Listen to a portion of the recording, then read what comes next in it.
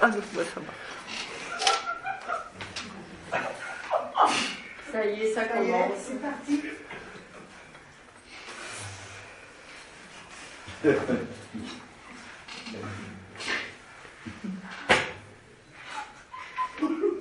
Eh bien, le rire d'Abba est en vous, et sur vous, et avec vous. Bien-aimés, nous allons pouvoir reprendre et poursuivre nos entretiens.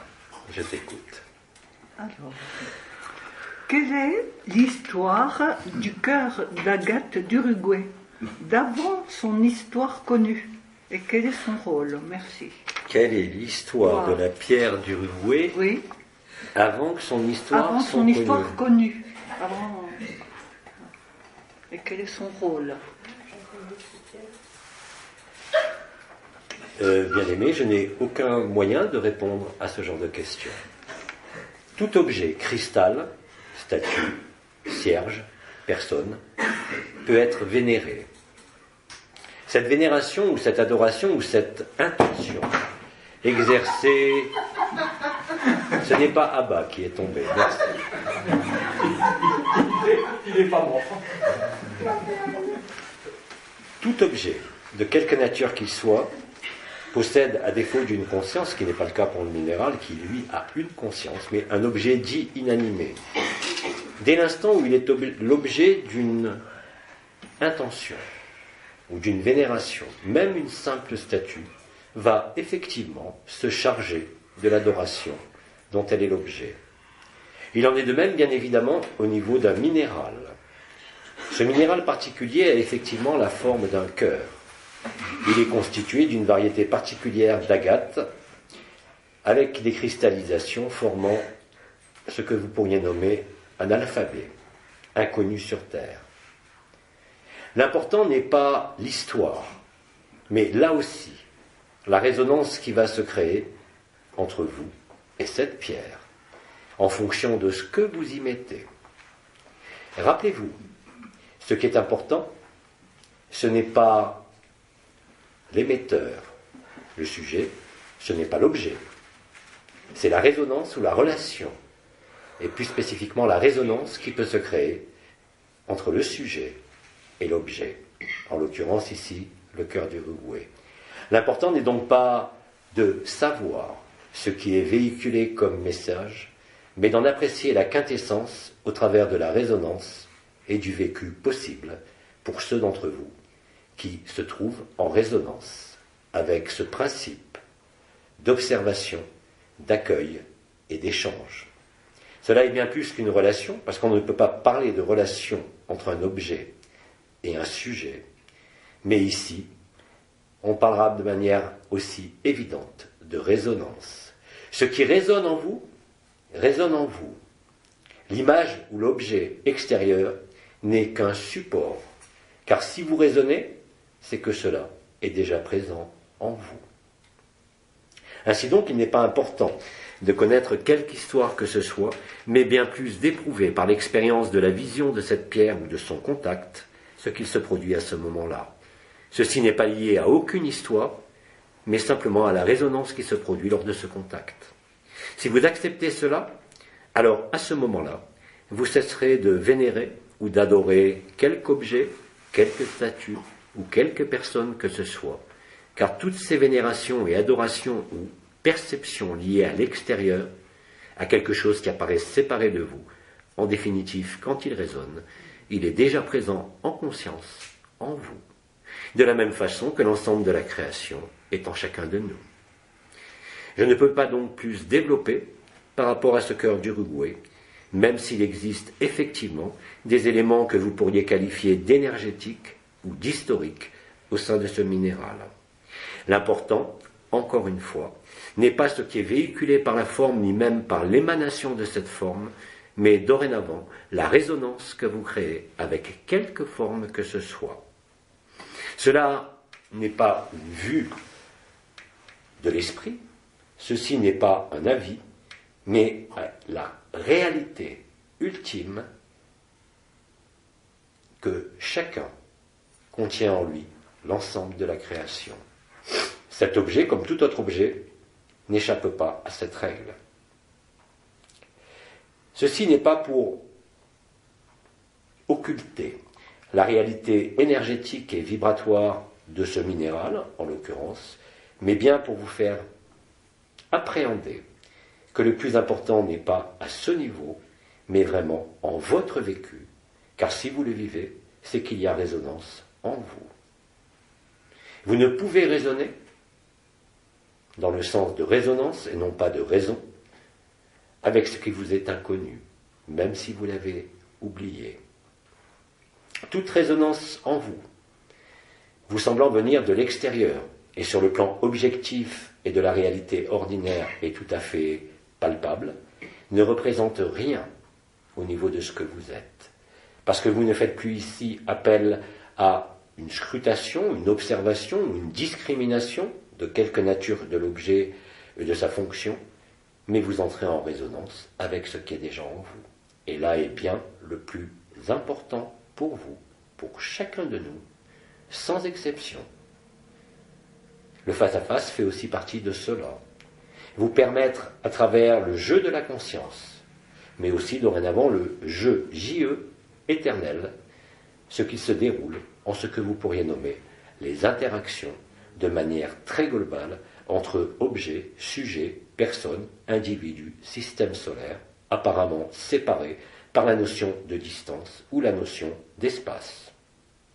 Tout ceci n'est qu'une déformation de la réalité objective et objectivable sur un autre plan, mais aussi de la vérité. Voilà ce que je dirais sur ce minéral.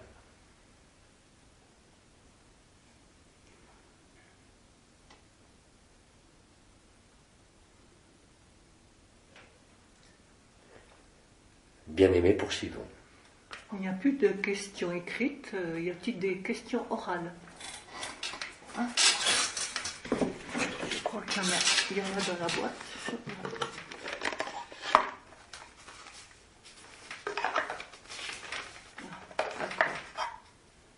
Alors, j'ai une question. Bien-aimé, tu défais un parchemin? Un peu. Qu'en est-il de l'accueil de la violence verbale, agressive et répétée, accompagnée de cris à répétition dans le voisinage immédiat de chaque jour? Bien-aimé, tu as soit le choix entre les boules qui est, soit le choix, effectivement, d'accueillir. Accueillir l'insupportable n'est pas pour le vivre en permanence, mais pour justement te démontrer que dès l'instant que tu acceptes ce qui te paraît intolérable, parce que là aussi c'est une résonance qui est déjà en toi, alors tu ne seras plus dérangé par les cris, par la colère, ou par quoi que ce soit. Il ne s'agit pas ici d'une technique à proprement parler d'évitement ou de soustraction de quoi que ce soit, mais bien plus de la réalité qui est à vivre à travers tout ce que la vie vous propose en cette période. En résumé, je pourrais dire que d'une manière générale, et je parle là pas uniquement de cette notion de cri, de violence ou d'agression verbale, mais je pourrais élargir cela à toute circonstance, quelle qu'elle soit dans votre vécu, qui vous semble en contradiction avec votre bien-être, ou avec l'amour, ou avec la joie.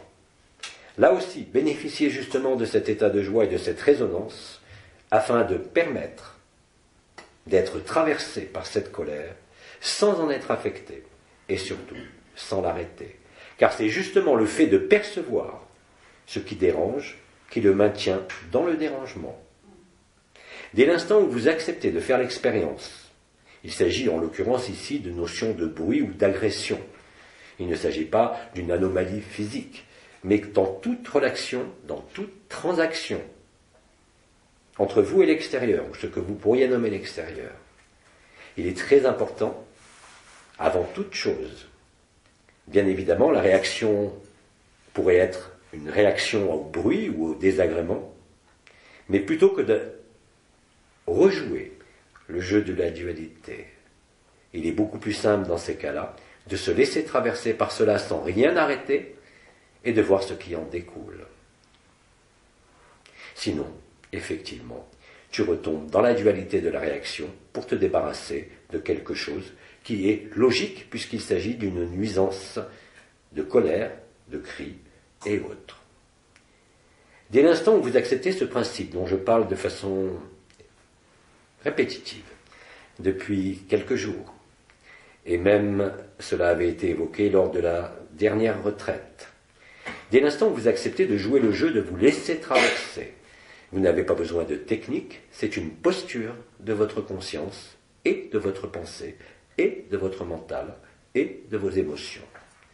Vous allez constater très vite que quelle que soit l'intensité de ce qui vous dérange, en un temps très court, cette gêne disparaîtra d'elle-même, même si l'agression se poursuit. Vous n'êtes pas devenu insensible, vous n'êtes pas devenu celui qui ignore ce qui arrive, mais vous êtes devenu celui qui l'a traversé sans encombre et est capable alors de voir que quel que soit l'élément qui semble vous encombrer sur votre route, au sein d'une transaction, d'une situation, d'une relation ou d'une résonance, ne présente plus aucune densité ni aucune gêne. Il vous a toujours été dit, et je l'ai dit aussi d'innombrables fois, que plus le chaos grandirait, plus la joie grandirait.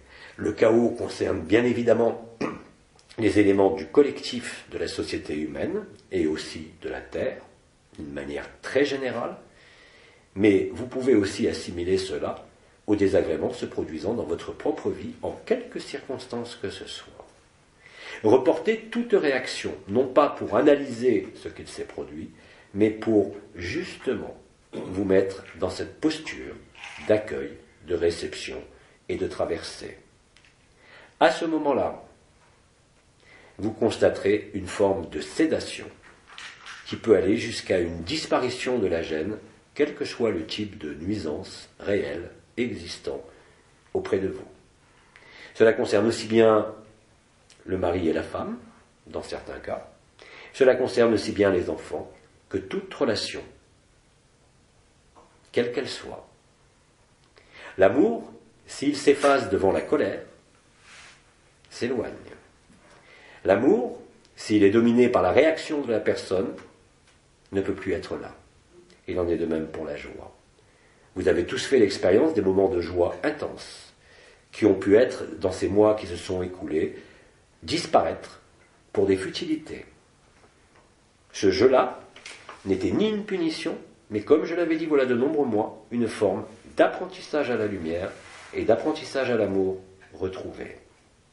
Il en est de même pour toutes les situations que vous avez à affronter dans cette période spécifique, qui ne sont là non pas pour vous gêner, non pas pour vous gâcher la vie, mais bien plus pour vous permettre de la vivre réellement, quoi que vous en pensiez et quoi que vous disiez. Si vous acceptez le principe d'intelligence de la lumière et le vécu de la joie et des vibrations, si vous les percevez, si vous constatez les changements survenant en vous comme tout autour de vous, à ce moment-là, vous êtes obligé d'admettre que l'intelligence de la lumière assure à chacun le très exact positionnement de sa conscience, de son corps, et je dirais de sa vie. Et c'est justement à travers cela que se résout ce qui aujourd'hui peut encore vous sembler être déstabilisant. Le silence, par exemple, est intérieur. Le vrai silence intérieur ne peut être dérangé par aucun bruit extérieur.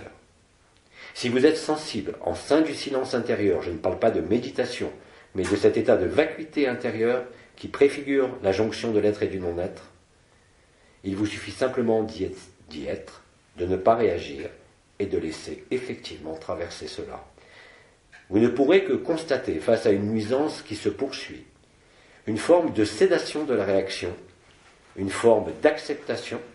Cette acceptation n'est pas un renoncement à l'action, mais bien plus, là aussi, une forme de traversée de l'élément désagréable. Celui-ci étant reconnu comme étant en vous, avant d'être la nuisance, ne peut que vous faire sourire, et quel que soit l'état de colère, vous amènera au fur et à mesure que vous répéterez cette expérience quand vous êtes déstabilisé, si les cris et la violence se reproduisent ou dans toute autre circonstance, alors vous constaterez que vous sourirez et que vous ne serez plus affecté, malgré le fait que la nuisance soit encore là. Je ne vous demande pas de croire, ce n'est pas une explication, là non plus, mais c'est un engagement à tester cela. justement, dans toutes les circonstances de votre vie au sein de ce monde, qui vous semble, quelque part, ralentir, limiter ou empêcher la joie. Ce n'est jamais l'autre, ni jamais les circonstances, qui empêchent votre joie d'être permanente. Ce n'est que vous-même. Et la réaction, d'ailleurs, par rapport à une nuisance réelle, appartient à la personne, mais n'appartient pas à l'amour ni à la joie que vous êtes. C'est avec cela que vous voyez les oscillations, les basculements, les va-et-vient entre l'éphémère et l'éternel. C'est ainsi que vous les conscientisez, c'est ainsi que vous les métabolisez, et c'est ainsi que vous les dépassez, et certainement pas en vous y opposant. Là aussi, l'opposition ou la réaction fait partie de l'ancien monde. L'acceptation et la traversée fait partie de la joie, au-delà de tout monde. C'est cela qui vous conduit très précisément, puisque vous êtes exactement à la juste place, quoi que vous en pensiez et quoi que vous en disiez aujourd'hui. C'est là où vous êtes que vous ressuscitez. C'est là où vous êtes que vous trouverez la joie. C'est là où vous êtes que tout se déroule, et nulle part ailleurs. Je dirais même que dans les situations où il vous semble que ce qui est vécu est détestable, que vous avez le plus de possibilités d'affermir votre joie, et non pas dans la facilité. Cela a été toujours spécifié. Je ne peux que vous le confirmer aujourd'hui au niveau individuel et non plus collectif. Les innombrables chocs que tout être humain vit durant sa vie, des plus légers aux plus profonds, sont justement aujourd'hui, depuis quelques mois, la possibilité pour vous de maintenir votre joie, de maintenir la paix et de ne pas être affecté par les circonstances de l'éphémère. Ceci vous rapproche indéniablement du processus de la béatitude. C'est une forme de gymnastique de la conscience elle-même qui débouche sur la conscience et qui débouche sur la vérité. Alors plutôt que de réagir, plutôt que de vous opposer, traversez et accueillez. Et le reste, vous verrez par vous-même ce qu'il se produit alors. Vous remplacerez les cris, dans le cas qui nous intéresse, par le sourire. Vous remplacerez l'agression par le pardon.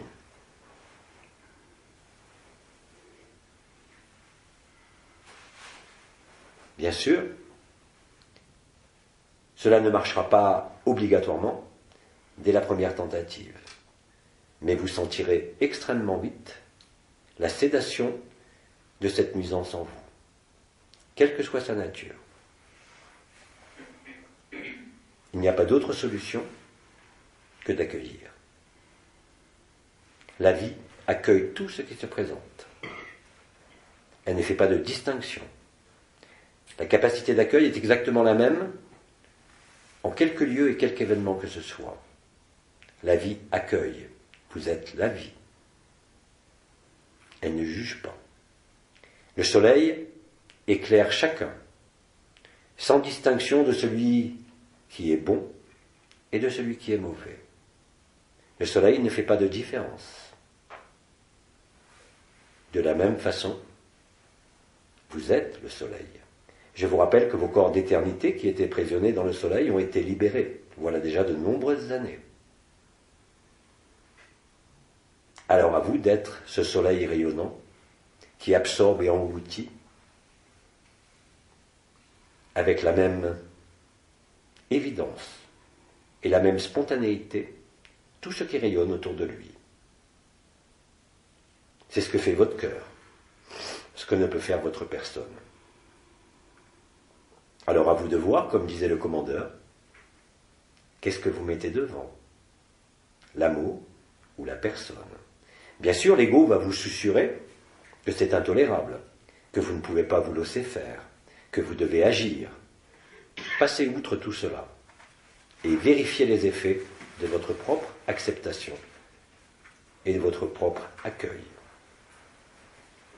Là, vous pourrez non pas vous baser sur les modèles passés de fonctionnement, vous baserez sur l'expérience vécue dans l'instant. Et cela changera tout. Je ne peux que vous engager, là aussi, à le vivre et à l'expérimenter.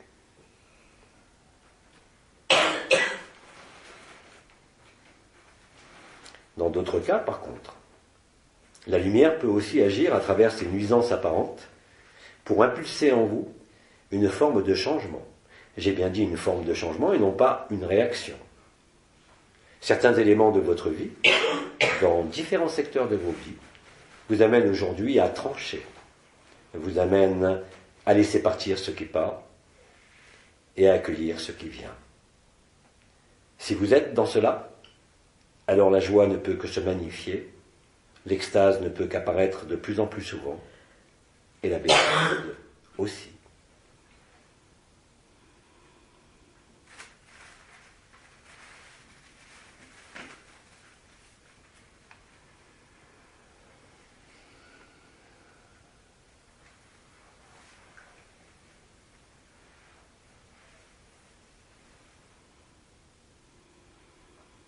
Bien-aimés, poursuivons.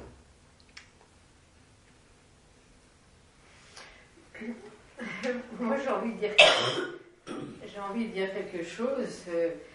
Abba me culpabilise un peu. Notre sœur dit « Abba me culpabilise un peu ». On écoute la suite. Eh bien, j'ai changé de chambre parce que je ne supportais plus le ronflement de ma... J'ai changé de chambre parce que je ne supportais plus le ronflement de ma coloc. Si vous rencontrez dans votre chambre un ronfleur, c'est qu'il y a une raison. En général, vous ne supportez pas le bruit. Vous ne supportez pas d'être dérangé. Vous avez besoin de votre tranquillité. J'ai besoin de dormir, surtout. Vous avez effectivement besoin de dormir. Mais as-tu essayé de traverser cela? Je l'ai essayé pendant 3 jours. Ah, 3 jours, c'est long. Il vaut mieux peut-être prendre une nuit de sommeil avant de réitérer l'expérience. Il n'y a pas de culpabilité à avoir. Tu peux simplement te dire que ça n'a pas marché. N'en fais pas une affaire personnelle et surtout ne culpabilise pas. C'est un jeu. J-E-U. Rien de plus. Mais celui qui est en joie peut voir son corps détruit, peut voir son corps déchiqueté. La joie demeure. Ce n'est pas une vue de l'esprit, ce n'est pas quelque chose qui est faux. Et vous avez eu au sein de l'histoire humaine de nombreux cas comme cela, où l'intensité de la joie et de l'amour, et je parle en particulier ici de ce que vous avez nommé les premiers chrétiens, qui se laissaient dévorer par les lions, en joie. Que voulez-vous préserver? Dans ton cas, c'est le sommeil, qui est effectivement un besoin physiologique. Effectivement, ne pas dormir peut fatiguer, énerver, toutes les conséquences que nous connaissons tous. Mais encore une fois, ce qu'il s'est produit, même si ce n'est pas résolu, te montre simplement là où se situe une certaine forme de vulnérabilité. Cette vulnérabilité n'a pas à être cherchée dans un quelconque passé, mais concerne uniquement l'interface entre ce que vous nommez le dedans de vous et le dehors de vous, c'est-à-dire en relation avec le sentiment d'être un individu. Il y a donc, à ce niveau-là, non pas un problème de ronflement, non pas, bien sûr, un problème de personne, ni une faute quelconque à changer de chambre, ni une faute quelconque à ne pas avoir dormi à cause du ronflement, mais simplement la lumière, dans son intelligence et dans son jeu, te montre simplement ce qui a besoin d'être encore traversé. C'est-à-dire, en l'occurrence dans ton cas, non pas le bruit du ronflement, mais cette notion de délimitation entre ce qui est toi et ce qui n'est pas toi. Je n'irai pas jusqu'à dire que le ronflement c'est toi, mais c'est tout comme.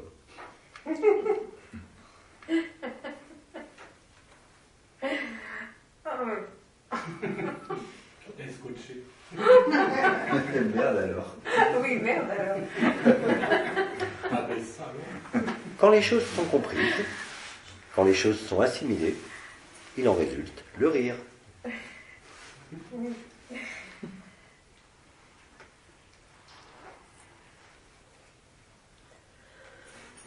En l'occurrence ici, cette expérience qui a traumatisé ton sommeil n'est ni la faute de l'un ni la faute de l'autre.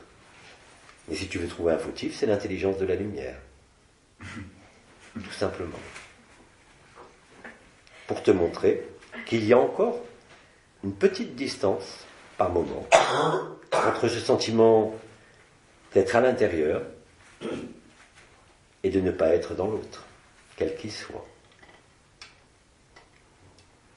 Car quand il n'y a plus de distance, ni de barrière entre l'intérieur et l'extérieur, l'amour nu est complet. Et l'autre, quand je dis l'autre, tu comprends et tu vis qu'il est toi, et que le ronflement vient de toi. C'est celui qui dit qui est. Ceci est tout à fait concret. Tu es donc arrivé en non-ronfleuse et tu repars.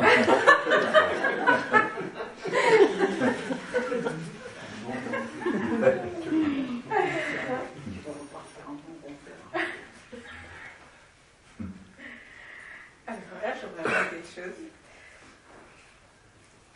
S'est-elle étouffée ou est-elle toujours là? En tout cas, elle brille à gorge déployée. Nous sentons et nous entendons. Autre question sur les ronflements? Non, non. Non, non. Je peux en profiter pour dire que c'est avec moi qu'elle vient, c'est passé l'année prochaine, et que je lui ai prévu que peut-être elle dormira. Elle sera peut-être réveillée pour d'autres raisons.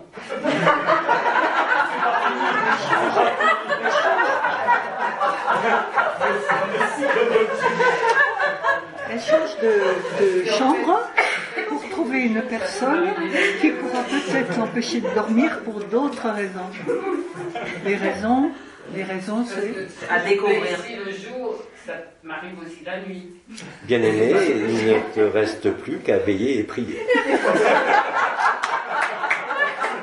Non, je vais repartir ronfleuse, et puis je ne sais pas quoi. Flatulent. Je vais repartir une autre.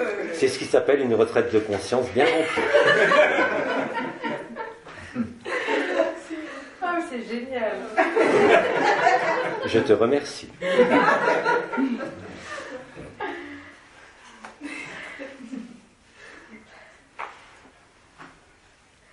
Autre question sur le ronflement ou sur autre chose?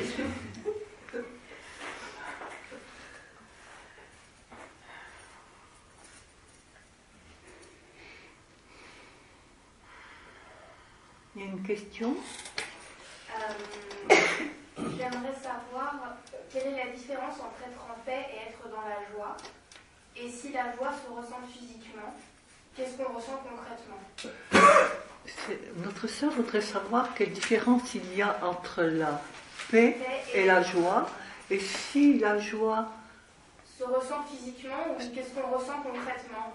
Si la joie se ressent physiquement et qu'est-ce qu'on ressent concrètement? Bien-aimé, je suppose que tu sais ce que c'est que la joie. Tu as eu d'innombrables occasions dans ta vie, en enfant, en adulte, d'éprouver cette joie, en raison d'une satisfaction, d'une cause, si je peux dire, précise. La joie ici, je peux dire, c'est exactement la même, si ce n'est qu'elle est sans objet et qu'elle ne dépend pas des circonstances.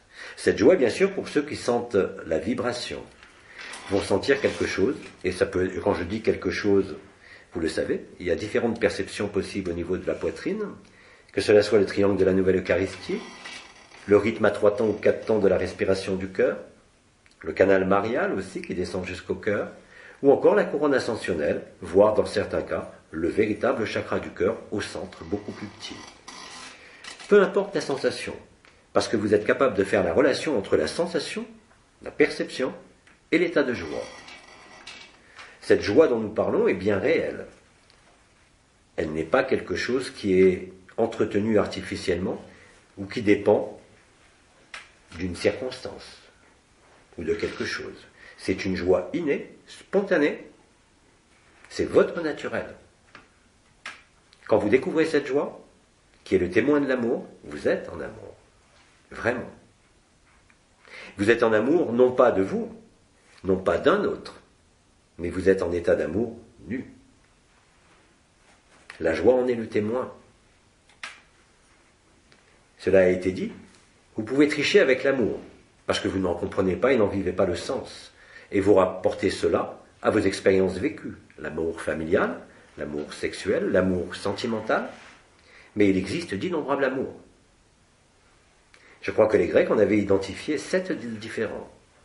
En France, vous n'en avez qu'un, et un seul. Donc tout peut être accroché à ce mot. Mais l'amour dont nous parlons ici n'a rien à voir avec l'amour vécu au sein de la personne, même s'il s'exprime à travers la personne. Il n'est pas dirigé vers un objet ou un sujet, il naît spontanément de la poitrine et s'entretient lui-même. Avant la joie, il y a ce sentiment de paix. Ce sentiment de paix, beaucoup de frères et de sœurs qui ne vivent pas la joie ressentent néanmoins cet état de paix qui ne correspond pas nécessairement à ce qu'ils ont à vivre. C'est une paix là aussi qui est spontanée et naturelle et qui est le reflet et l'émanation de l'amour qui commence à se vivre, indépendamment de l'amour humain, de quelque forme que ce soit. Quelle était la question ? Quelle différence y a-t-il entre la paix et la joie, et comment la joie se ressent physiquement ? C'est la même joie que celle que tu peux peut-être te rappeler quand tu étais enfant, ou simplement en te rappelant les moments que tu as vécus de joie. C'est la même qualité, simplement ce n'est pas relié à une cause, ce n'est pas relié à un événement, c'est quelque chose qui est nu, spontané, et qui émane de la poitrine, indépendamment de toute volonté et indépendamment de toute cause. Voilà ce qu'est la joie. La joie, vous ne pouvez pas tricher avec la joie parce que, comme vous le savez, c'est une émotion.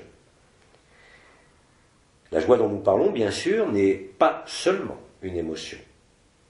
C'est la conséquence de l'amour, de cet amour impersonnel ou indéterminé, cet amour nu. La joie, vous savez tous très bien ce que c'est. Vous ne pouvez pas vous poser de questions sur la joie, autant vous pouvez vous poser des questions sur l'amour, mais la joie est quelque chose que tout être humain, quelle que soit sa vie, a nécessairement connu. C'est impossible de n'avoir jamais eu de moment de joie dans une vie, même si vous en dites le contraire. C'est pour cela que c'est superposable avec la joie nue que vivent beaucoup de frères et de sœurs. Il n'y a pas à se poser de questions sur la joie. Quand vous le vivez, vous savez reconnaître la joie. Sauf que là, elle n'est pas conditionnée par quelque élément que ce soit. Cette joie débouche, et là aussi il y a une espèce, je dirais, de progression, de gradation, de la joie à l'extase, de l'extase à la béatitude, et parfois à l'intase.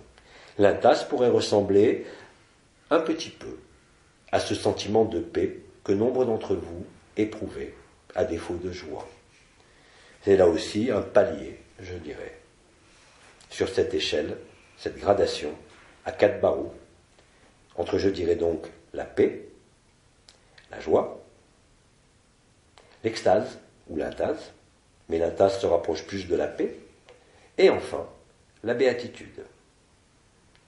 Vous ne pouvez être trompé en aucune manière, parce que quand vous retrouvez cela, vous savez que c'est l'unique vérité.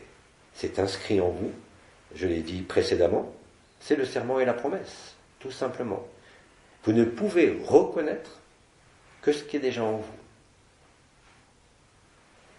Je ne parle pas bien sûr de l'invisible, qui vous était masqué pour la plupart, du fait même des voiles et du fait même de l'anomalie primaire, et de l'enfermement, ou si vous préférez, de la courbure de l'espace-temps.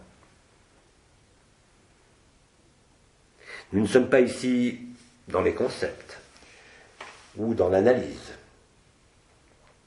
Vous ne pouvez pas tricher avec la joie, parce que comme toute émotion, elle s'accompagne de perceptions bien précises et d'aspect visuel pour celui qui vous observe, correspondant aux différents groupes musculaires, à l'éclat du regard, à votre teint lui-même, à la qualité de votre radiation d'énergie, à la qualité de votre présence. En la joie, il ne peut exister d'anomalie ou d'inversion. Vous ne pouvez pas mimer la joie. Vous pouvez mimer le rire, vous pouvez mimer le sourire, mais la joie, vous ne pouvez pas la mimer.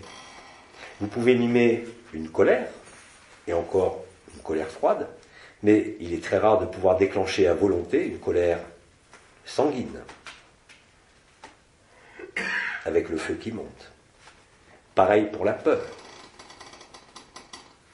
La peur, qui est une autre émotion, peut être irraisonnée, peut être une peur sans objet, mais vous ne pouvez pas jouer à avoir peur. Nous savons tous que, comme nous sommes enfants, il existe des attractions de fêtes foraines qui permettent d'éprouver une peur par la surprise. La surprise est un élément de peur, bien évidemment. Ce qui est inattendu, ce qui est inconnu, implique d'emblée dans les stratégies de survie liées à la personne et inscrites dans des modes de fonctionnement qui sont présents dès la naissance et qui ne dépendent pas de votre personne, mais de la structure même du corps humain. À ce moment-là, la peur se traduit aussi par des modifications non seulement des conduites, de l'état émotionnel bien sûr, mais aussi, là aussi, de modifications de certains groupes musculaires. L'éclat du regard n'est pas le même. Si vous êtes attentif, vous allez observer que vous ne pouvez pas déclencher la peur. Vous y êtes soumis, effectivement, si vous êtes peureux. Elle se déclenche à propos de n'importe quelle pensée, de n'importe quelle projection, de n'importe quelle peur de l'inconnu. Mais vous ne pouvez pas créer la peur par vous-même, si ce n'est par des phénomènes qui sont inscrits dans des peurs archétypielles, je les nommerai, qui sont liées par exemple aux peurs de manquer, aux peurs de mourir, qui elles font partie de la structure psychologique. Mais la peur, émotion, réaction, ne peut en aucun cas être jouée. Le seul moment où vous pouvez éprouver cette peur, c'est quand vous êtes surpris. Parce que la surprise est un élément d'éveil, au sens de la personne. C'est une stratégie d'adaptation nommée, et vous savez que l'adaptation pour un être humain ne peut se traduire que de 3 façons. La fuite, la lutte, et dans certains cas, la paralysie. L'émotion est toujours destinée à entraîner un mouvement. D'ailleurs, émotion signifie simplement mettre en mouvement. La joie, émotion, est liée à une circonstance. La joie nue, la joie tout court, l'état de joie, ne peut pas être bien sûr entretenu par une circonstance. Nous savons tous, pour l'avoir vécu, que la joie apparaît et disparaît selon les circonstances que vous vivez. Bien sûr, il existe des individus dits joyeux, d'autres qui ont dit pessimistes, ou pas joyeux du tout, tristes. Peu importe, ça ce sont des typologies de caractérologie. Ce dont je parle est vraiment lié à l'émotion de l'instant, ou à l'état de l'instant, sans référence à quelque histoire que ce soit.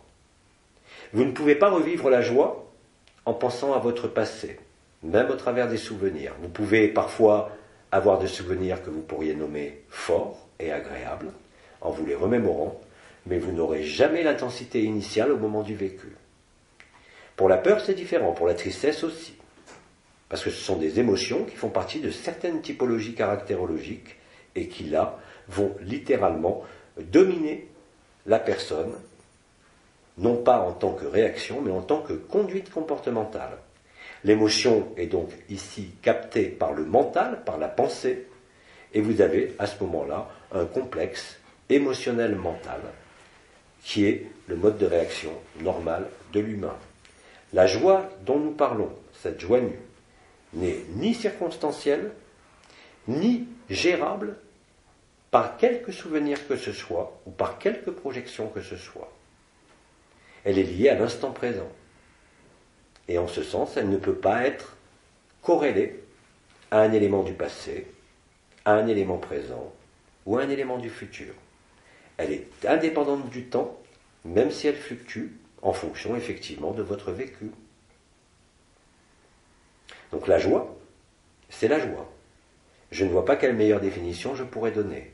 Cela se voit à vos lèvres qui ne sont plus pincées, cela se voit à votre éclat du regard, cela se voit à votre posture corporelle. Quand vous êtes triste, vous croisez les bras, vous fermez, vous baissez la tête, et quand vous êtes en joie, vous avez les bras ouverts. Vous êtes en accueil. Et je peux même dire que la notion d'accueillir et de traverser, comme dans les questions précédentes, fera apparaître la joie. Ou le rire. Nous l'avons vu précédemment. Cela fait partie des manifestations de la joie et de l'amour nu. La joie dont nous parlons, la joie que nous vivons, et la joie qu'on peut observer dans des circonstances agréables. Simplement, celle-ci ne s'éteint pas, elle peut disparaître, elle réapparaît, selon le jeu entre l'éternel et l'éphémère, entre l'être et le non-être et la personne. Mais aussi, cette joie-là est accompagnée de ce sentiment de dilatation, de ce sentiment d'ouverture qui met fin, là aussi, à l'enfermement au sein de l'individu. La joie est donc le témoin de la liberté. Parce que vous n'en dépendez plus des conventions, sociales, morales ou historiques, vous ne dépendez plus du regard de l'autre, vous ne dépendez plus d'un résultat ou d'un effet. C'est pour cela qu'elle a été nommée aussi la joie spontanée.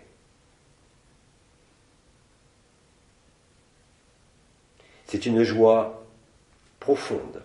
Elle est profonde parce qu'elle n'a ni objet ni sujet. Elle n'est pas circonstancielle, même si elle peut être freinée ou disparaître en certaines circonstances. Vous l'avez tous vécu, c'est le jeu entre la personne et la joie. Il n'y a pas d'autre définition. As-tu besoin d'autres compléments par rapport à cela? Elle dit non. Elle vous remercie.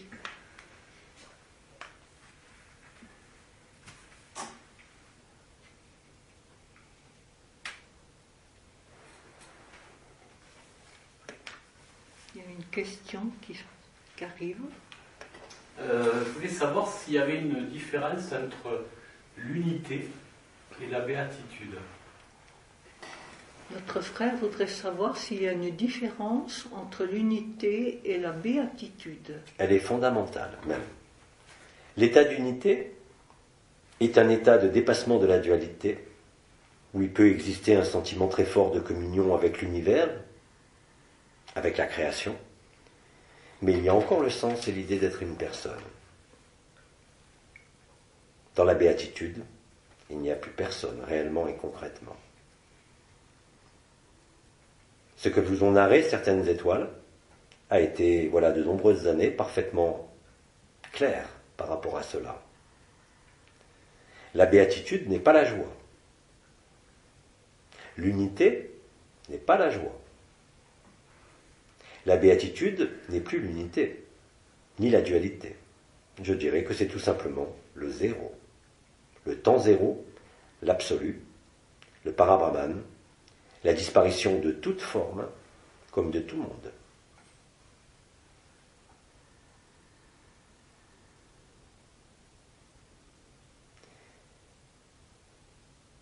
L'unité est un concept. Quand il est vécu, et certains d'entre vous l'ont vécu depuis fort longtemps, ne serait-ce qu'à travers les noces célestes, ou nombre de yogas qui ont été communiqués, mais l'unité est un pas énorme, mais ce n'est pas le dernier pas. C'est un préalable. Ce n'est pas non plus une finalité. Quant à la joie par rapport à la béatitude, parce que précédemment nous parlions de la joie, cette béatitude vous met réellement et concrètement en sainteté, dans le sens le plus archétypiel du terme et le plus fondamental du terme. Ce n'est pas une odeur de sainteté, ce n'est pas un état religieux, mais c'est carrément et littéralement l'état mystique par excellence. Je ne peux que vous renvoyer, pour ne pas rentrer dans trop de détails, à ce qui avait été dit par les anciens les étoiles concernant leur vécu de cette béatitude. Au niveau des multiples intervenants s'étant manifestés auprès de vous durant toutes ces années, je dirais que l'entité qui est la plus proche de la béatitude au niveau de son état vibratoire et de ce qui vous a été transmis par les mots, a été Enol Waden, qui était la préfiguration de la liberté totale, liberté qui ne peut dépendre ni d'aucun monde, ni d'aucune forme. Ce n'est pas une liberté de parcourir la forme, la liberté d'être ce que vous êtes en vérité, tout simplement.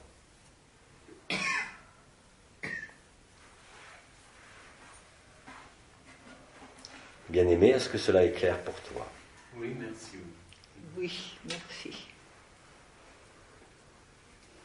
L'unité avait été utilisée, je te le rappelle aussi, avant les noces célestes, dans la pratique qui consistait à accueillir la lumière Christ en unité et en vérité, qui avait été nommée, si cela est exact, la fluidité de l'unité.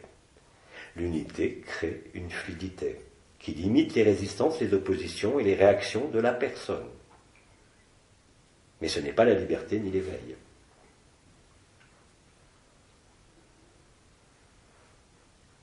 Mais ça permet de raffiner, si je peux dire, le personnage dans son vécu personnel, en ce qui est nommé son tempérament, sa personnalité et ses comportements.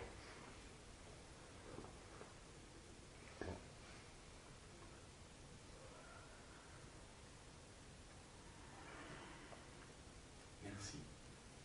Oh, merci, avec un sourire. Nous pouvons poursuivre.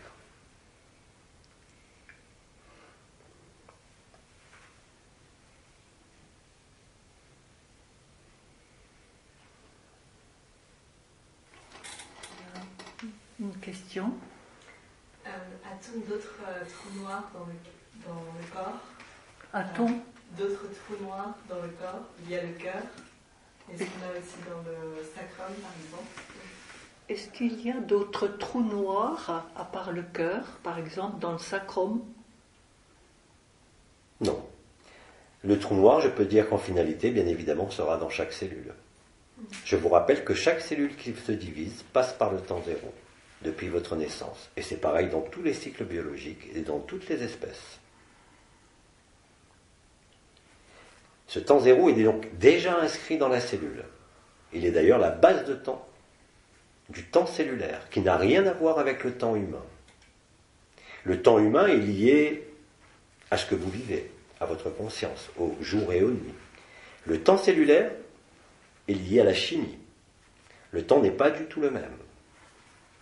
Une cellule vivante, humaine, réalise au sein de son cytoplasme, par les réactions chimiques, des réactions de l'ordre de la fission nucléaire. Et pourtant, les cellules ne brûlent pas. Il y a une homéostasie. Ces cellules ne brûlent pas parce que la durée de la réaction chimique est de l'ordre de 10 puissance moins 26 secondes, n'ayant rien à voir avec l'échelle de temps humaine. Et pourtant, notre corps est constitué de cela. Le corollaire de cela, qui va vous apparaître immédiatement, c'est que la conscience n'évolue pas dans le même temps que les cellules qui constituent votre corps. Le corps, la cellule, n'évolue pas dans le même espace-temps que vous. Cela a une portée énorme. C'est une approche différente, et qui vous conduit sur le plan biologique à considérer que là aussi, vous n'êtes en rien ce corps. Il vous appartient, il est votre véhicule, il vous sert à exprimer votre conscience, mais il n'est pas à vous, parce qu'il n'évolue pas dans le même temps. C'est un fait établi. Même si vous ne le percevez pas et ne le comprenez pas, c'est la stricte réalité de ce qu'il se produit. La cellule réalise chez tout être vivant une transmutation alchimique à faible énergie. La température de la cellule, par l'homéostasie, est toujours identique à celle du corps. Malgré que se déroulent à l'intérieur du cytoplasme cellulaire des réactions chimiques dégageant l'énergie d'une centrale nucléaire, mais pendant un temps qui n'est pas de l'ordre de la minute, de l'heure ou de la journée, mais de 10 puissance moins 26 secondes. Et pourtant ça a lieu. Et votre cellule ne souffre pas, ne s'échauffe pas. Aujourd'hui, et nous l'avons dit, les particules adamantines, la lumière, pénètrent au noyau et au cœur de chaque cellule, modifiant énormément de choses. La physiologie, le métabolisme, l'ADN en lui-même, mais aussi la constitution même de la cellule au niveau de son cytoplasme, du noyau et des composants même à l'intérieur de la cellule. Ceci est une réalité. Mais notre corps, que nous habitons, n'évolue pas du tout dans le même temps que notre conscience. Le principe de la réfutation de Bidi en 2012 vous a permis de chasser cette image habituelle de vous croire être le corps plutôt que dans ce corps. L'identification au corps, telle que Bidi l'avait dit, déjà de son vivant, est l'obstacle le plus important à la découverte de qui vous êtes. Après, bien sûr, il y a l'histoire. Après, bien sûr, il y a la conscience. Cela a été traversé et vécu par d'innombrables frères et sœurs depuis de très nombreuses années.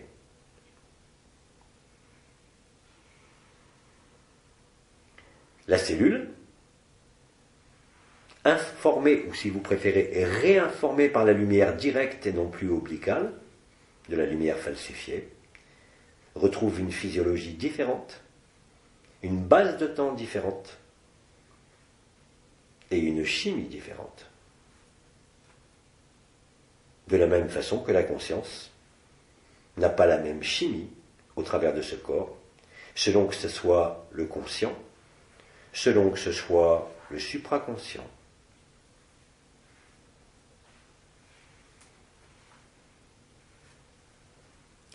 Quelle était la question ? Et, à part le cœur qui est un trou noir, y a-t-il un autre trou noir ? Chaque cellule, par le temps zéro et par la lumière, est appelée à devenir son propre trou noir. De la même façon qu'il existe d'innombrables trous noirs déjà présents au sein de cette galaxie et de cet univers particulier, dans ce bras spiral de la galaxie, de la même façon, il y a un trou noir qui est corrélé à tous les trous noirs. Le trou noir du cœur et le trou central qui communiquent avec chaque cellule.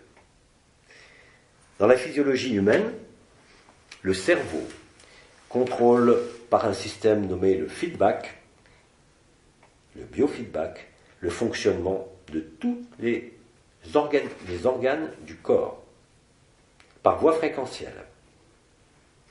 Quand le cœur prend le relais, comme c'est dit de façon réelle, le cœur prend la relève de la tête.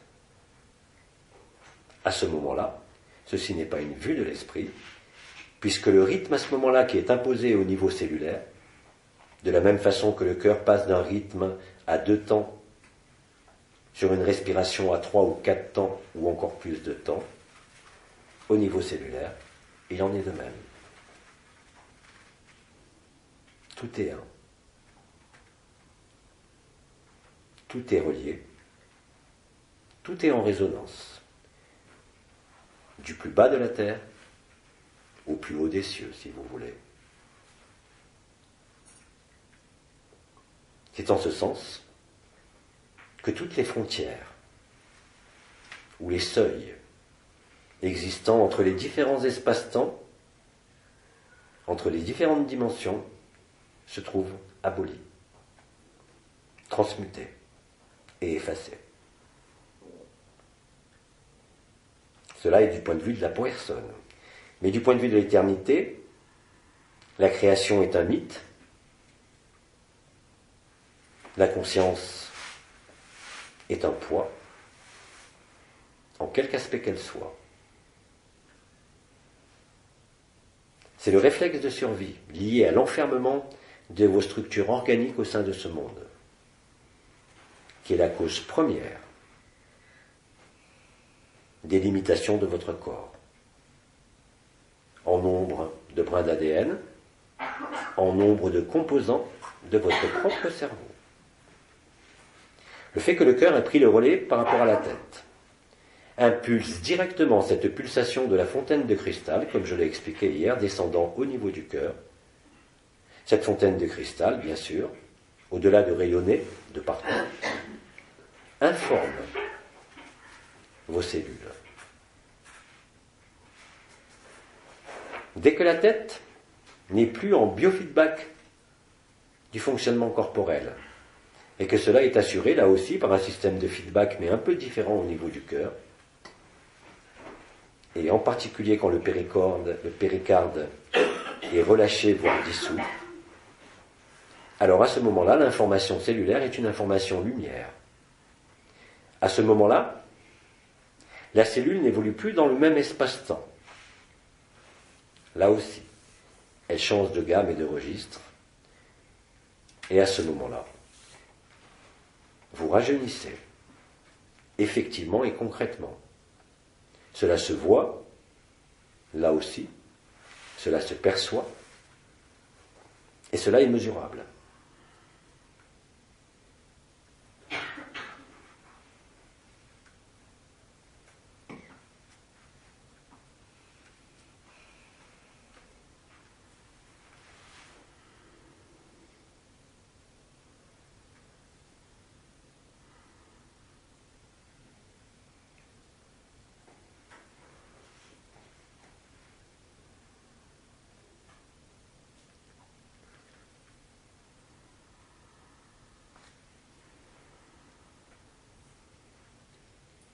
Une autre question? Bien aimé, j'allais le dire. En fait, c'est une réflexion par rapport à ce qui vient d'être dit. Rajeunir, mais à quoi bon, puisque notre corps va disparaître? On est bien d'accord. Ça s'appelle mourir guéri. Et il est préférable, je vous l'assure, de vivre cette période de la stase dans les meilleures conditions possibles. Il n'y a aucune utilité, bien évidemment, puisque le corps disparaît, mais il y a une utilité pour l'événement. Ceci dit, ceux d'entre vous qui sont atteints de pathologie, n'allez pas croire que ce sera plus difficile pour vous. Quand je dis que ce sera plus facile pour ceux qui ont vécu cet rajeunissement, ce n'est pas pour eux-mêmes nécessairement, mais aussi pour amortir le choc de l'humanité au niveau collectif. Ne pensez pas qu'à vous. N'oubliez pas que vous baignez dorénavant dans la matrice christique, qui n'est pas une matrice binaire, et que la lumière authentique suit vos pensées, suit vos vibrations.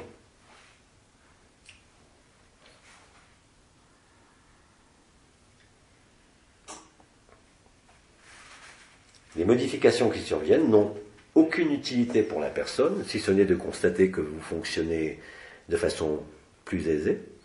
Comme tu le dis, le corps va disparaître, à quoi cela sert? Je te le répète, à vivre l'événement, au niveau collectif comme individuel, de façon plus harmonieuse, si je peux dire.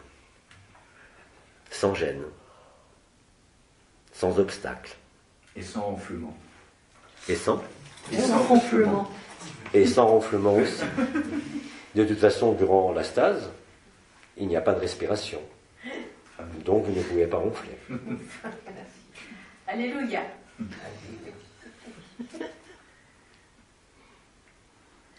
Les voies de la lumière sont pénétrables. Est-ce que je peux poser une question peut-être stupide parce que tout le monde doit le savoir, mais finalement, enfin, pour moi, je ne sais pas exactement ce que c'est que ce trou noir au niveau du cœur. C'est le moment où tu sentiras un trou noir. Il n'y a pas d'autre mot. C'est le mot qui vient spontanément à tout le monde, comme une espèce de grand vide au milieu de la poitrine, qui précède d'ailleurs l'installation de la fontaine de cristal. D'accord, donc je l'ai peut-être, mais je ne mettais pas un mot dessus. C'est pour ça que je suis là, pour mettre des mots sur votre vécu. D'accord, merci. Pour vous permettre non pas de vous rassurer, vous avez largement dépassé ce stade-là, mais pour vous permettre de tranquilliser et de baliser, comme je l'ai dit, ce qu'il se vit. Il ne s'agit pas d'un enseignement, loin de là. Il s'agit simplement de l'accompagnement de la vérité en vous. Rien de plus. D'accord. Merci.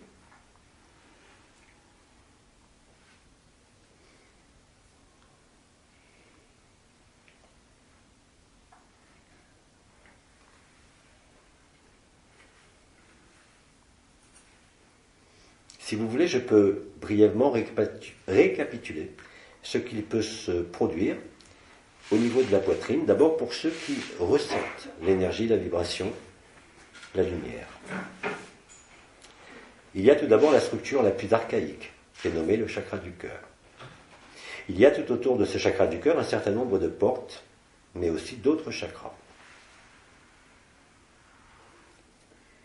Ensuite, au-delà du chakra du cœur, il y a la couronne radiante du cœur. La couronne radiante du cœur est bien plus grande que le chakra du cœur et a un rayonnement qui est tourné vers l'intérieur et vers le centre. La couronne ascensionnelle du cœur,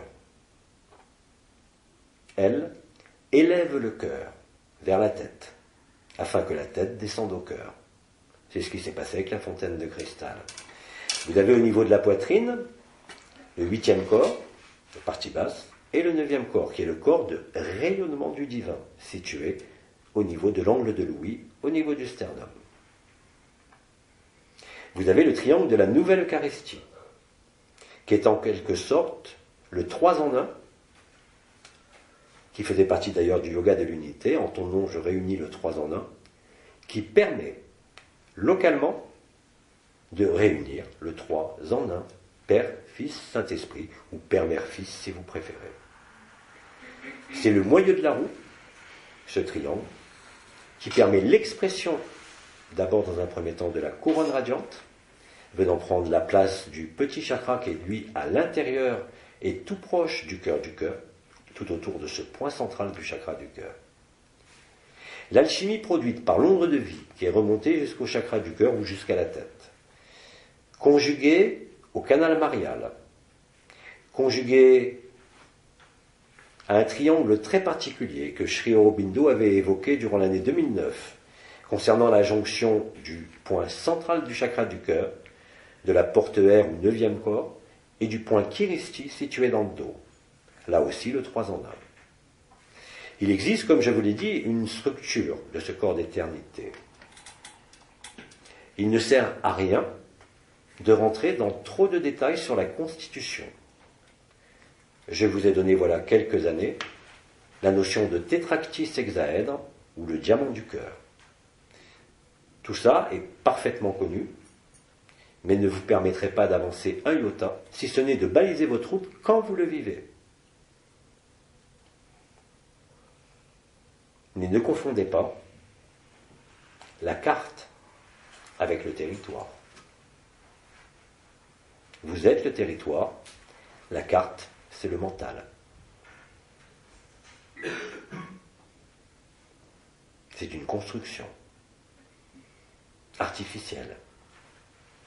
Mais néanmoins, face à l'inconnu, face à cette résurrection, il était important que vous ayez de manière préalable un certain nombre de balises. Ces balises sont vibratoires, elles sont structurelles, elles ont été pédagogiques, Et elles vous permettent aujourd'hui de faire bénéficier le plus grand nombre du travail que vous avez effectué, pour certains d'entre vous, voilà de très nombreuses années.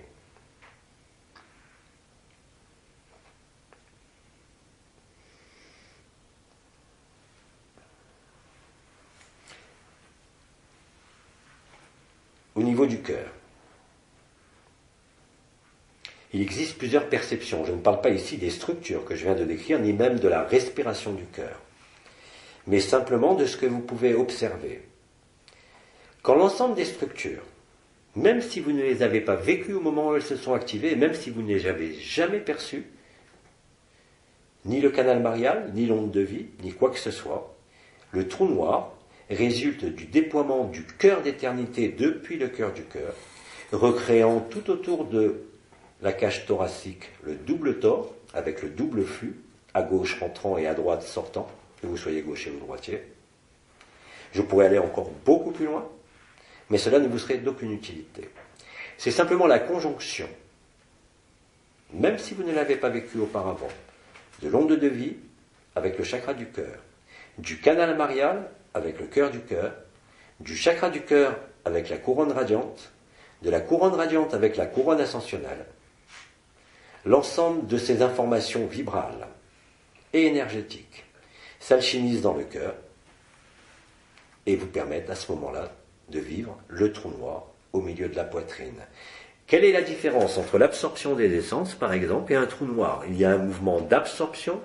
Le trou noir absorbe, mais absorbe indépendamment de vous. Il réabsorbe l'illusion de la matière et participe à la décréation, ou si vous préférez, à la fin du mythe de la création.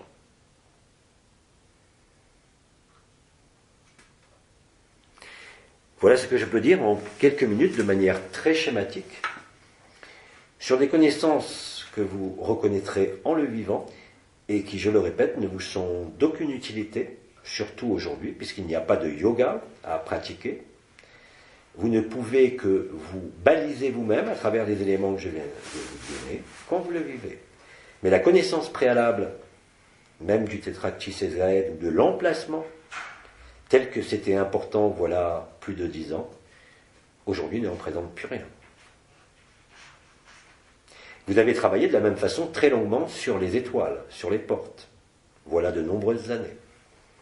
Aujourd'hui, vous avez des sœurs et des frères qui vivent la même chose que vous, en l'espace d'un instant, d'une respiration, sans avoir eu besoin ou éprouvé la nécessité de travailler réellement et concrètement sur ces structures pendant des années.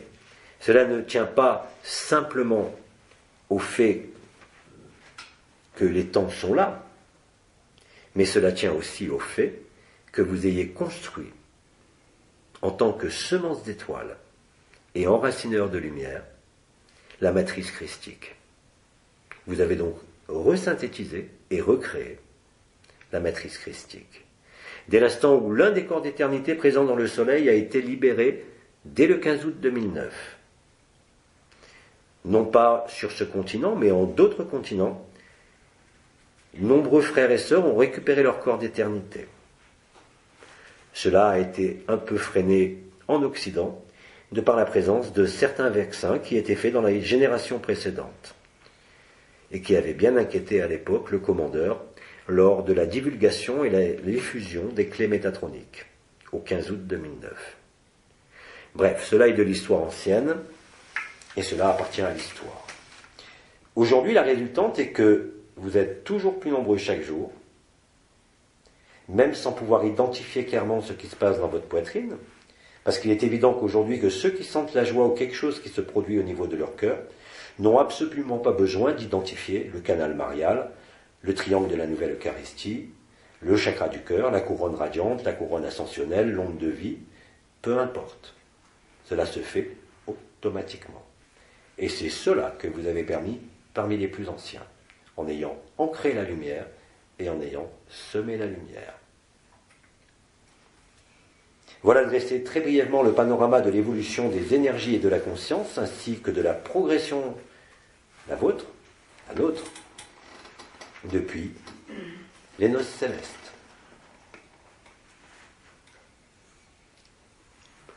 Je vous remercie. Il faut bien nourrir de temps en temps le mental.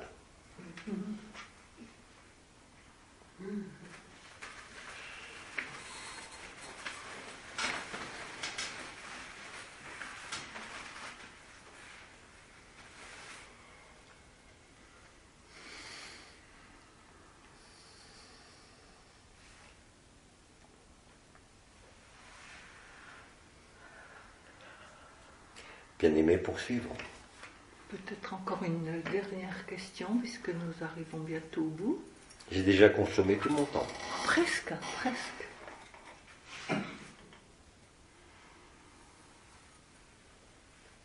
Oui, je voudrais demander, mon ignorance est sans doute crasse, énorme, quoi, je veux dire, mais ce que tu évoques ce soir me paraît vraiment compliqué. Ça m'a l'air d'un jeu de piste avec des tas de couronnes, des tas de triangles, des tas de choses. Tu dis en même temps qu'on n'en a pas besoin et qu'il y a des frères et des sœurs qui arrivent à tout dans la minute, sans avoir besoin de faire tout ce qu'on fait, nous, tout ce qu'on doit faire ou qu'on a dû faire avant la date actuelle. C'est quoi qu'on a, nous? C'est une malédiction? J'ai entendu tout sauf ta question à la fin. C'est quoi qu'on a, nous? C'est une malédiction? Ah non, pas du tout. Vous avez été, effectivement, comme vous avez été appelés, des semences d'étoiles. Vous avez été les pionniers, si je peux dire. Ça vous fera une belle jambe quand il n'y aura plus d'histoire. Oui, c'est ça. Mais il fallait bien un début. Ah oui. On est des Comme je l'ai pionniers. dit, ça appartient à l'histoire. C'est pour ça qu'il n'est pas question aujourd'hui de vous redonner. Et d'ailleurs, les anciens vous l'ont dit l'année précédente, qu'il n'était pas question de vous donner la totalité de la structure d'éternité. Quand je faisais certains soins, en conscience, nu, en délocalisation de conscience au sein de mon véhicule d'éternité, l'un de mes véhicules d'éternité, bien évidemment, j'avais accès à la vision directe de ce corps d'éternité. Il a été demandé par Bidi et par le Christ de ne surtout pas utiliser cela. J'ai donc obéi pour faire l'expérience et je me suis aperçu que bien effectivement, que je n'avais pas besoin de connaître l'histoire pour faire disparaître l'histoire. Pas la personne, bien sûr, mais libérer la personne des attachements à l'histoire ou à quelque mémoire que ce soit. C'est la résonance qu'il a créée. Je suis toi, tu es moi. Ou je suis un autre toi. Nous sommes les uns dans les autres. Je te vois, tu me vois. Tout le reste ne vous sert plus à rien, effectivement. Et ceux d'entre vous qui avaient à quoi bon, comme tu le dis, parmi les plus anciens, je vous rappelle quand même que vous avez permis tout ce qu'il se déroule maintenant. Vous avez été les premiers, pour beaucoup vous serez les derniers. Ce n'est pas une punition, mais c'est justement parce que vous êtes les anciens que vous devez rester jusqu'au bout. De la même façon que je vous dis que personne ne sera laissé, et maintenant vous comprenez pourquoi, puisque le système solaire est réabsorbé. Il est impossible de laisser quiconque. C'est impossible, puisque tout est réunifié, puisque vous êtes au début du film.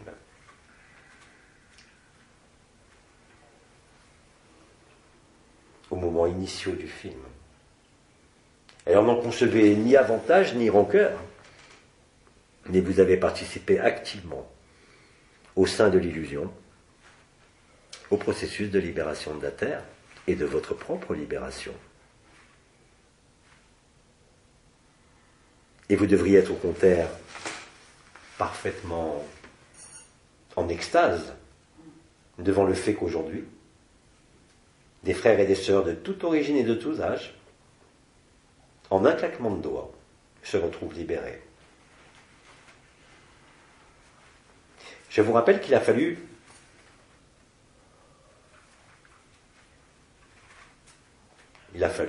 le terme est mauvais, je cherche l'expression exacte, il a fallu que l'anomalie primaire a été levée. Et que tant que l'anomalie primaire n'était pas levée, vous ne pouviez pas vivre de façon extensive cette joie. Même si certains d'entre vous, bien évidemment, ont vécu des états de joie ou des états mystiques par expérience déjà depuis fort longtemps. Là, il est question de l'établissement et non pas de vivre quelques expériences comme ça et de continuer dans le sein de la personne. Il fallait que les expériences vécues au travers de la lumière, au travers des entités de lumière, au travers de votre corps d'éternité perçu et vécu, vous conduisent et vous rapprochent le plus possible du moment où il allait falloir lâcher. Il fallait donc construire, au travers des archétypes existants, quel que soit leur degré de perversion, quelque chose sur ce monde qui puisse accueillir le corps d'éternité. Vous l'avez accompli. Voilà fort longtemps déjà, de nombreuses années. Il a fallu ensuite la progression de la lumière, de l'information lumière, des particules adamantines, mais aussi, quelque part, une modification de la conscience collective.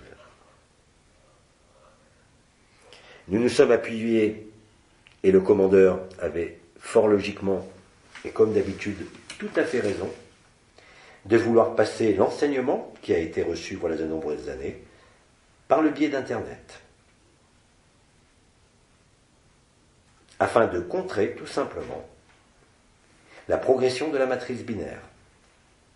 Pas uniquement par la voie que vous avez nommée autre dimension, mais par de multiples voies.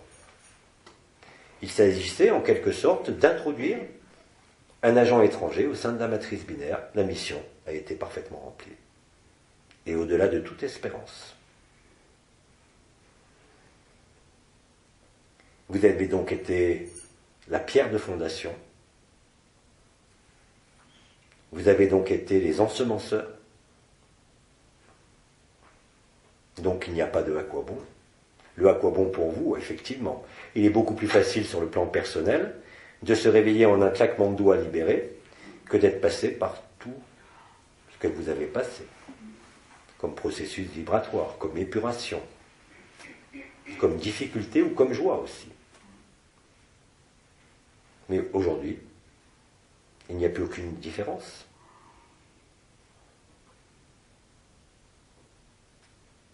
Vous avez été les premiers à le vivre, et vous fermez la marche. Vous vérifiez qu'il n'y a plus personne. Voilà l'avantage. Il n'a pas été pour vous, puisque je viens de vous dire que pour la personne, ça a été même assez contraignant. Il vous a en quelque sorte verrouillé dans certains archétypes de l'histoire réelle de la Terre, afin de vous approcher du temps zéro dans les conditions les plus adéquates, tout simplement. Vous l'avez fait pour vous, mais vous l'avez fait pour l'ensemble de la planète.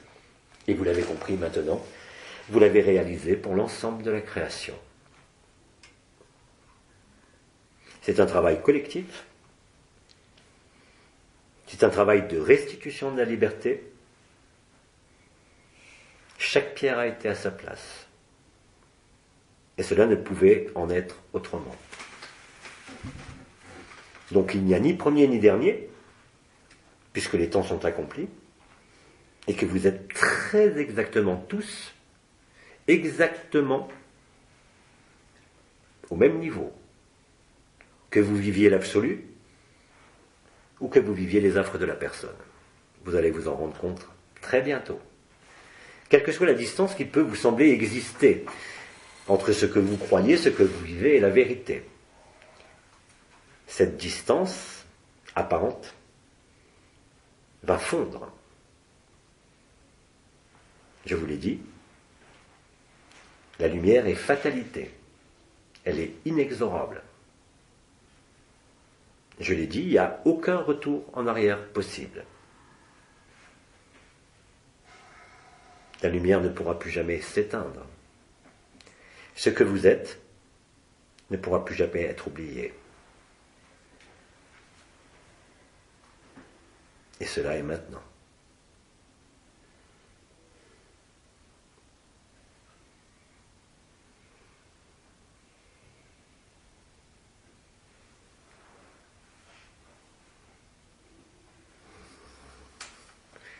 Merci, c'est un soulagement. Merci, c'est un soulagement. Bien aimé? Merci, c'est un soulagement. Vous aimez bien jouer à être soulagé. Bien aimé, avons-nous le temps ou est-il temps de Donc, je clôturer crois cette que cette fois, nous sommes au bout. Alors, si nous sommes au bout, Abba vous salue. Et je vous dis, bien sûr, à demain. Merci. Merci.